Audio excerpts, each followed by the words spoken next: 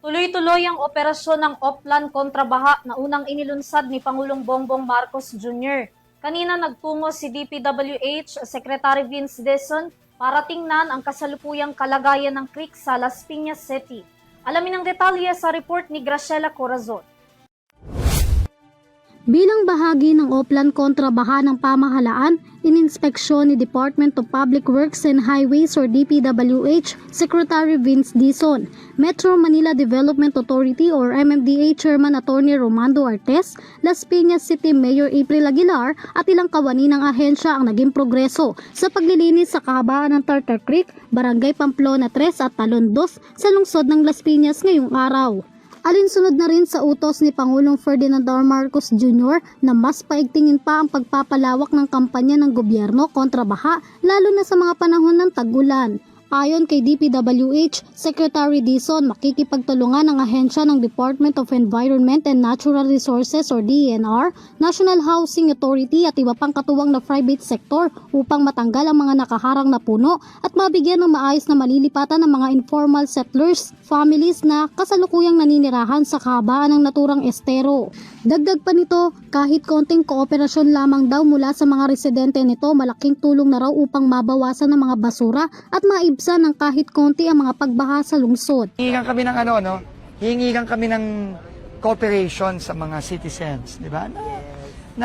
Di ba, yung disiplina na, di ba? Kamukha yan, ang linis na nung estero, sana wag na nating dudumihan ulit. Taos-puso rin ang pasasalamat ni Dizon sa tulong ng Las Piñas LGU at ilang kawani sa patuloy na pakikisa nito sa pagpapatupad ng Oplan kontra baha. Nang una, nagpapasalamat tayo kay Mayora April tsaka kay Chairman Don at sa San Miguel Corporation kasi sila yung in charge dito sa sa Tartar Creek dito sa Las Piñas. All the way to papunta na ng Las Piñas River. Nakakonekta to sa Las Piñas River. Sinimulan to ito lang nung nag-launch tayo ng MMD, ang nakatoka dito si chairman ng MMDA, tapos magkikita sila ng San Miguel banda doon, no, doon sa may bandang Las Piñas River na. So bago mag-report si chairman, gusto ko lang pasalamatan si Mayora kasi hindi naman natin ito magagawa kung wala yung mga LGUs natin. Hindi.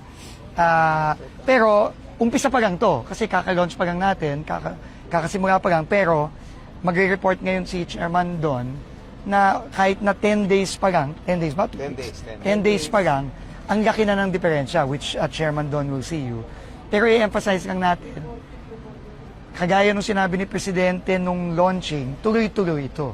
No? As in, hanggang magtag-ulan ulit next year, walang tigil yung ginagawa natin ganito all over NCR, no?